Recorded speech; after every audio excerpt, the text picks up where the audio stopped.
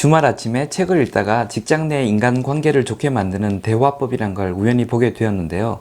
제가 부족해서 평상시에 노력하고 있던 것들과 비슷한 면이 있어서 같이 정리해 보았습니다. 직장 내 인복을 쌓는 스킬 5가지를 공유드립니다.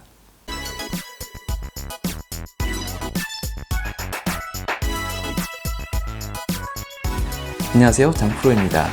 구글에서 오랫동안 업무 성과와 만족도에 대해 연구했다고 하는데요.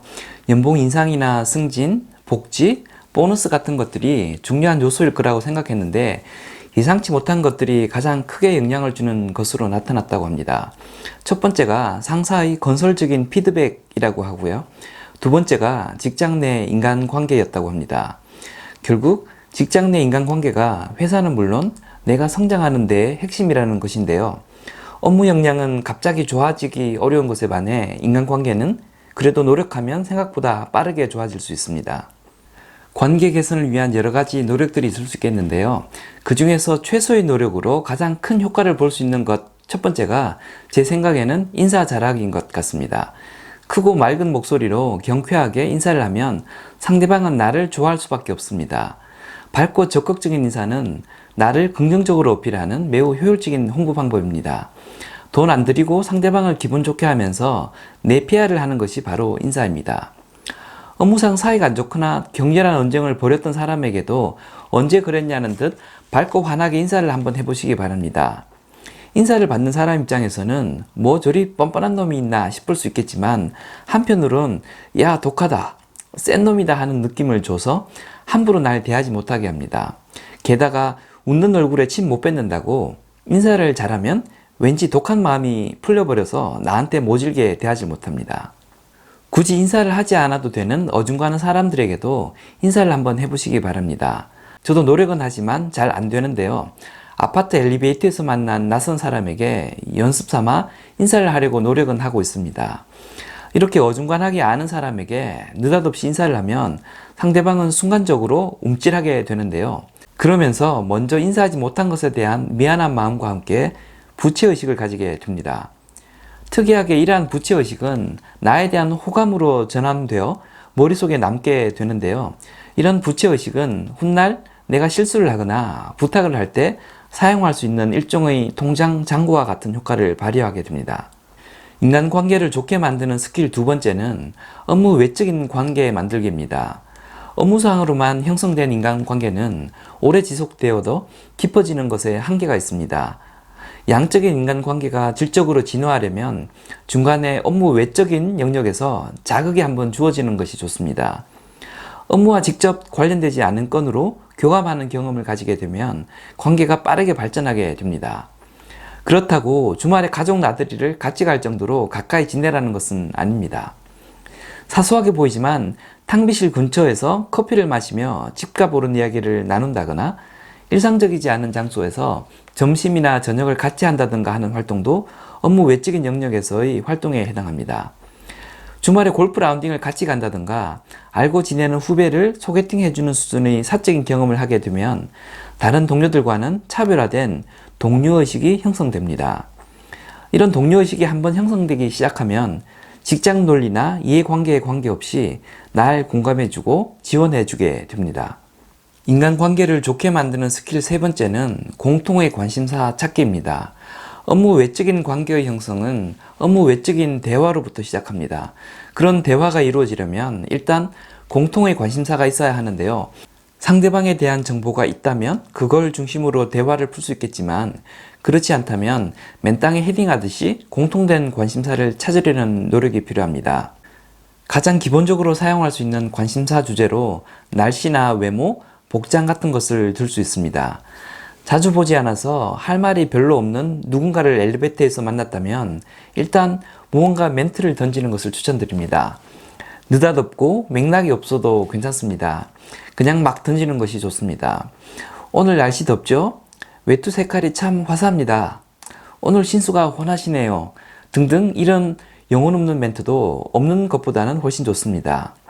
연세가 꽤 되시는 분들이 식당 옆 테이블에서 영혼 없는 덕담 나누는 것들을 보면서 굳이 저런 말들을 해야 하나 싶었던 적이 있었는데요.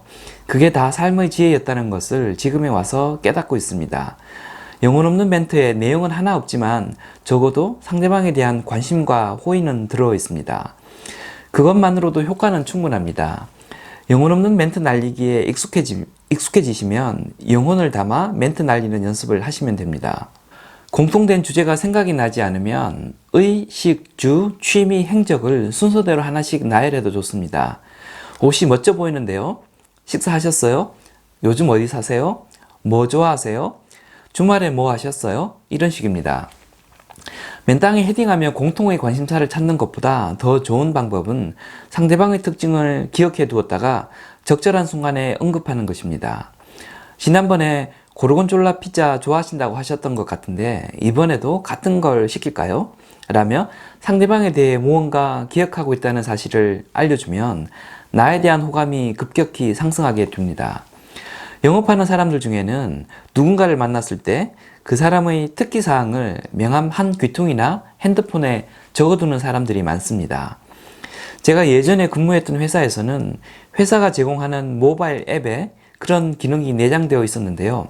그렇게 적힌 특기사항을 영업사원들끼리 공유할 수도 있고 전화가 오면 그 내용이 자동으로 뜨게 할 수도 있었습니다. 스킬 네 번째는 진심을 다해 칭찬하기입니다. 사회생활 하면서 절대 하지 말아야 할 것 첫 번째는 없는 자리에서 누군가 험담하기인데요. 있는 자리에서 대놓고 욕하기보다 훨씬 더 위험하고 안 좋은 것이 없는 자리에서 욕하기입니다. 경험해 보신 분들은 아실 텐데요. 나에 대한 안 좋은 이야기가 다른 사람을 걸쳐서 들어오는 경우 기분 나쁜 정도가 두세 배 정도 커지게 됩니다. 어떤 경우엔 험담과는 무관한 일상적인 대화 속의 언급이었음에도 내가 나쁜 말을 했던 것처럼 알려지는 경우도 많습니다. 이간질에 능한 사람들이 이런 특성을 잘 활용합니다. 김 차장이 어제 부장님에 대해 뭐라고 그러던데요? 라고 전달하면 사실관계 확인도 못 시켜주고 변명도 하지 못한 채 꼼짝없이 당하게 됩니다. 없는 자리에서의 험담이 이처럼 실제보다 몇 배 과장되는 특징이 있듯 없는 자리에서 누군가를 칭찬하는 것 또한 그 효과가 몇 배 증폭되는 특징이 있습니다. 이를 잘 살리면 그 사람과 내가 관계가 좋아지게 되는 계기가 되기도 합니다. 진심을 다해 누군가의 장점을 바라보면 알게 모르게 그 사람에 대해 우호적인 멘트가 나오게 됩니다. 그런 우호적인 멘트는 그 사람이 있건 없건 나오게 되고 돌고 돌아 결국 그 사람 귀에 들어가게 됩니다. 그러면 그 사람과 나는 자연스럽게 우호적인 관계로 발전하게 됩니다. 진심으로 누군가의 장점을 바라보고 그 사람의 성장을 기원하면 덩달아 나도 같이 발전하게 되는 셈입니다. 인복을 쌓는 스킬 다섯 번째는 파지티브한 사람 되기입니다. 주변 사람들 중에는 부정적인 면들을 집중적으로 일깨워주면서 자신의 지적인 통찰력을 어필하는 사람들이 꽤 많습니다. 되게 아는 것이 많고 똑똑한 사람들인 경우가 많습니다. 능력 있고 똑똑하니 같이 부대끼며 지내기는 하는데 굳이 친해지고 싶다는 생각이 들지는 않습니다. 특히 탁월한 지적 능력으로 상황의 문제점을 난도질하는 걸 보면 약간 재수없다는 느낌도 들게 됩니다. 맑은 물에 고기가 없듯이 네거티브하게 똑똑한 사람들 주변에는 사람이 몰리지 않습니다. 이슈가 발생했을 때 보면 사람들의 성격이 드러나게 되는데요. 문제점이나 책임 소재에 집중하는 사람이 있는 반면 개선 방안에 집중하는 사람이 있습니다.